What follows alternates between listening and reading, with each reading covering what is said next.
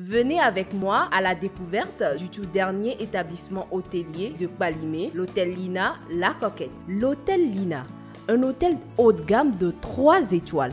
Une autre vision hôtelière comme on en rencontre rarement à Kpalimé. Dans la splendeur de sa beauté phénoménale et inégalée, le Coquette Hôtel Lina s'installe dans une vallée, ce qui vous garantit une vue imprenable et panoramique sur les montagnes adjacentes. Fort de ses lits larges et confortables, l'architecture de chaque chambre vous garantit une vue panoramique et paradisiaque sur le beau paysage montagnard de Kpalimé, l'irrésistible. Tout cela à un prix défiant toute concurrence. L'hôtel Lina vous offre une salle de conférence et une place des fêtes bien aérée. Nous avons pour vous un coin VIP, d'une boulangerie, d'un bar bien garni, d'un restaurant qui ne laisse jamais aucun désir insatisfait. Contactez-nous désormais sur le 91 97 91 91 ou le 99 21 91 91 ou visitez encore notre site internet www.hotellina.org.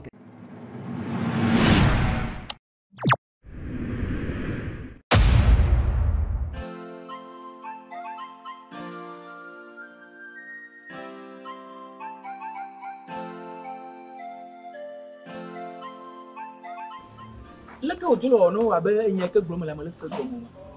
Mais le tournoi béni, ma soeur ou ton caca va doit filer. Et je venais à bafler, peu plus vite, plus de peu comme une autre point. Et vous pouvez là de mon premier petit coup pour terminer au toit. Et Gapola envoyé d'où des. Et il y a que le noir comme ce mot. Chantier en tout temps, balayé, le dieu m'a passé ma soeur non faille. Et il doit là, de le dire, ma si caméra. Le dieu m'a eu la caméra appelée. Gamana quoi chantier, ouais, chantier à me balayer. M'a passé chef chantier à nous. Aoude, on t'a le mon a donné chantier vite. Mimo pas on de quoi pour le comité doit dire, doit pas doit faire pourquoi. Le temps au carado donne. On va m'a passé chef chantier à nous. Chef chantier. Ah, m'a passé nos gamins, on t'a le pompon ni quoi la niabe, ni me le iblemu. Chef chantier. Chef chantier. Chef chantier. Ouais. Oh, attends. J'ai le fier à filmer le yo. Ah, mais là, mon pote le fier. Ah, le camélo. Après, nos vignes américains me fatuna. Elle dit bien pour nous. Mais pas pourquoi d'eau. D'eau nyantine. Il m'a déjà sorti d'eau pour parler du. Pour abe aller que la coupe pour poigner au bioa. Donti. Donti. Il en quoi de dire? Ok. Allô? Nye. Nye a magana doaji. Oh, doami le doaji. So, doane on to va quoi dikwe joga. O mi le doaji fia mi do fia o. Mi un keke vo kotoko wa blaga via da zingi do hoji no we. Gama nya via gava va vol doagbo. Gama va le dongo kwa mi note po. Chondi ndi nya wale fia David. Anya ba yeme ko veide ko modu chondi kan va fia. Ya wala donyo ume. Gato na ko ji garuru rami. Nya nye le doaji ji garuru rami nya le gavon. Allô.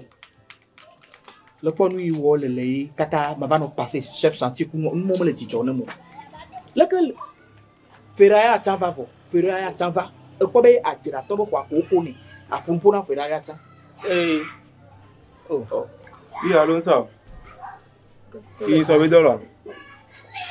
On doit me le dire, doit y voir un game. Il doit y voir un game.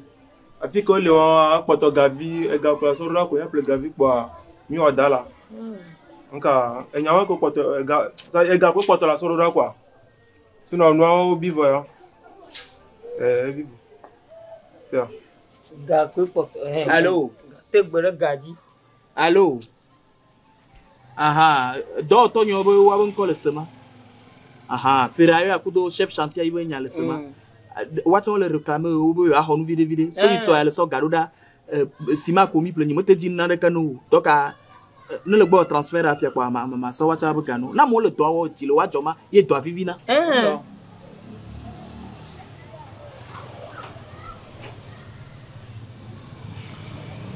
Nene. Oh, mani gagane la basovo de ne le so 3000 € do da fitia quoi. 3000 ne le sort 3000 euros là. Au moins, il a pas ciment vide. Sort 3000 euros là. Ah, voilà.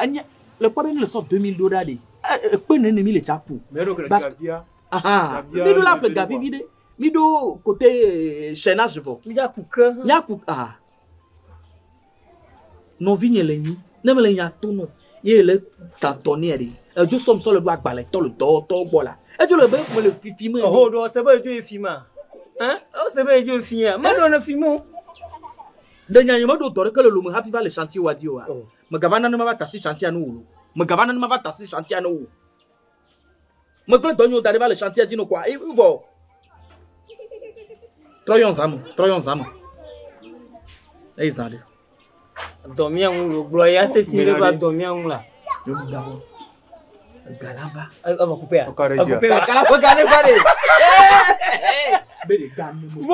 Ouah, glamour non, c'est où donc? Allô, même non, gars. Le temps m'a dit. Le temps m'a dit. Matin, payé 1000 dollars, 10 000 les gars. Ouais, quand on vient là, l'endapie à 100 matin, midi, soir, moi, le faut tout. On y a un menu.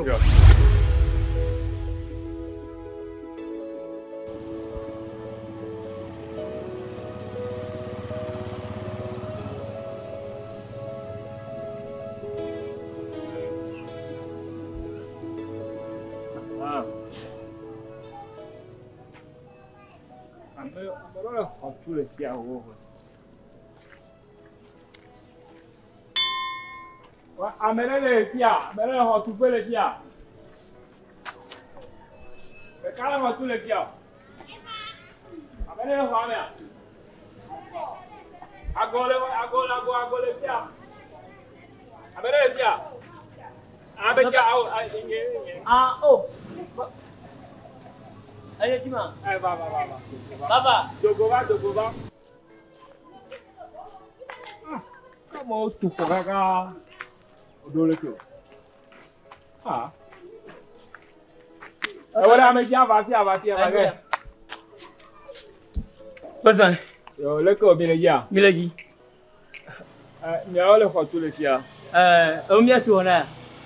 Oh, mais moi, tu n'as rien de rien, you go or Bojirain. Elle est pas moi. Et Jessie moi. Oh. Et Nyere. Et doit dire pas là, gars. Il me doit fumer le doigt.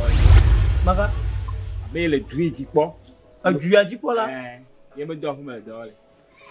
O ma ka mi fa fi eje fa tu. O mai mi fa mi do la ko o ma re ka fi eje fa tu. O ma ka o ma re. O ma. Oh, nya dola kumenye. Nya do ku tomo la gba tomo nye. Elle problème que mais donc c'est maté yo katapi la machine. Aba ko epete. E ko me ko o ma. Ka fi je fa tu. Oh, ka flan fo ye me je siwo ka ke. Yo vou de tomo gairo.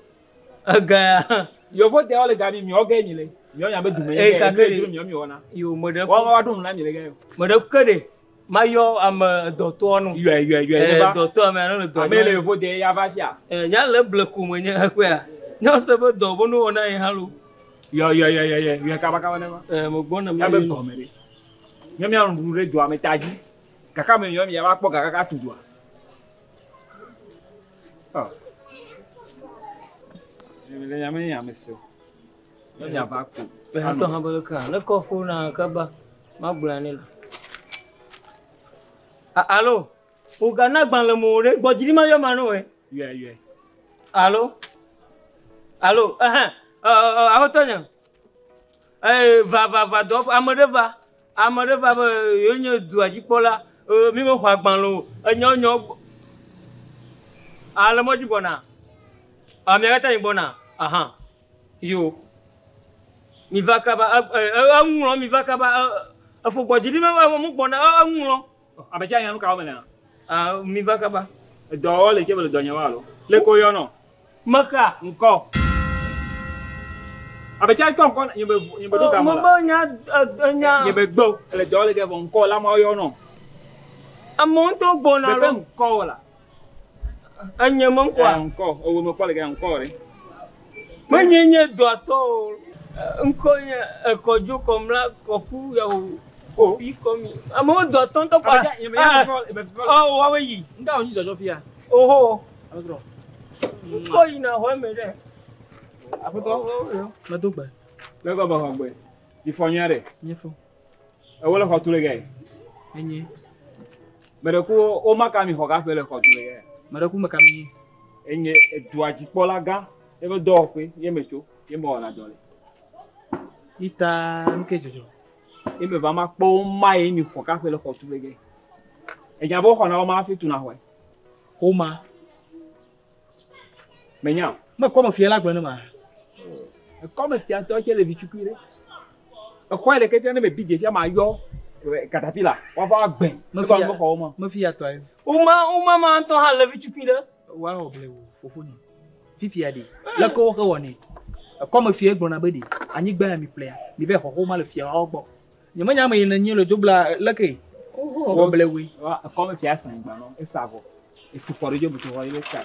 Ibi anani o woni.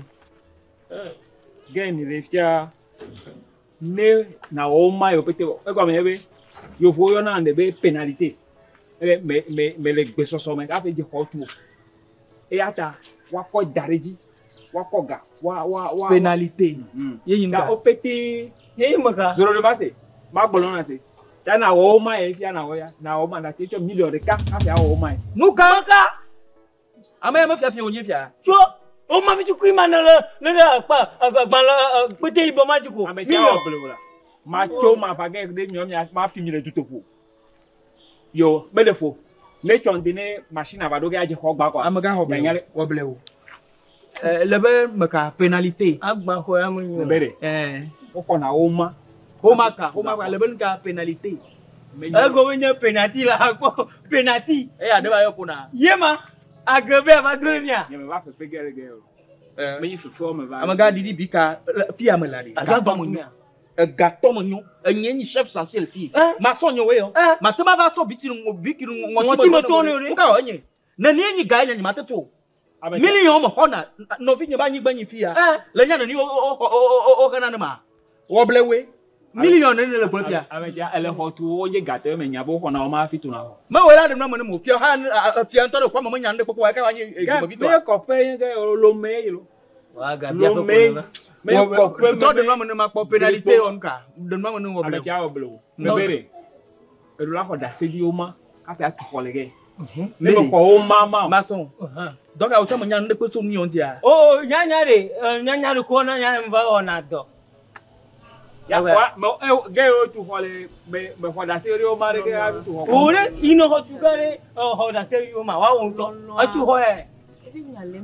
Ebe nya ga nenu ajo ga ko ti. Ibi ane ni le glo, ni le glo. me bere na ko million le kava e nya wo o ma no ko le gbe so me ko na tu ko Ele nya portable ni mo kona mo do numéro. So numéro ni ma so nya so mayo. Ko ma ve ma ko. So numéro ana. ah To ashike numero am. Ama yi challenge ni numéro odi. Ache ka mo yi so po me. O so ko ya. Wa me sana telephone cha ko nka ba ko ba le fia. O ka ba na ma. na ne ko Okwa. Oh. On to ha ma na na ko. Pa numéro ya zan la. Na na ko Mo yi so po ma numéro ma. Na na ko sugbon. Numéro ma o me fata il le play. Nka ti na mi do ma so ko mo jina me ya no pri anu ndo odo am di ma. Awi ami do abo mo le siota. Bele ke gato mo nyi. Aso bi nyi ya le fia. Yo wa. De le dibe ya. ameja nu fo gbere ya wo ko Ewe ne to afoba eso gba ya la fo. Afo to ba. Yo, aso bi nyi ko vale me. Javi nyi ya le fia lo mo npo nyi da. Gato mo nyi na le ja pun tok ba tok. go emi ko va Yo mama o wano la. Ewe o do do ko ma di ba di. blato na yom chokabalo Ma numéro ma no kwa mo souvent ma. Numéro a di ya pa. ladri yema O de kan numero ma sumo na ma. e chona yom kabaka ma jo Mo forcer le do la potire nu. Mo forcer ni mo na nyi do lo. le machine aba do ke ya ko de ma po ne le ko yo no le ko nko de Ibe nko ye ni tonya. la ma yo no o me ko le ya la ma yo no na nko gbalu gbalu ke le ko fo le na nko ma mo O bo ti de. La ma yo no. Amu no nko ho no mo. Nko je ko club boy ro. yo e chonde ne machine aba do ke ko nya sin ko Machine wa le fia te machine. Machine akpo ga te odo a. Amaga ma tro glo nya kan. You voulez tomber terrain di el fia. Nyanye qu'on a euro va tourner le CFA. Me gars pombe me do débardeur ita. Ne le bava fi akabu. Gars le yoa, il be double sous me le nom. Non te d'accord? La Yo jingle. wo de te maintenant ni e du kolola forme to ne mo ko da se di o ma fe to ko mi gbane. Mana nanya. E pom tu pere ka ko. Yo vote. Nka yo vote. Maka. George Bush mo konte nya me ga gben to le fuma. Nka bon yo mi le. Yo vote. Ah, je suis George Bush. Voilà photo by George Bush ma fo. Chérie, on prend ma au téléphone. Ahota e me do ro ho ma fi. O cha mo nyan ne ko. Na mo do ba fi an gbano yo no ma lo. Eyo yo. Mo fo mo alo mo ko ba. Adu fo fo ji ne. Chérie, mo prend ma au téléphone. Adu fo ji di do kwinton. Pede afo mo la. Ma ko da. Ibe go Ó mo fi de. na mo vo fi akura. Bedi.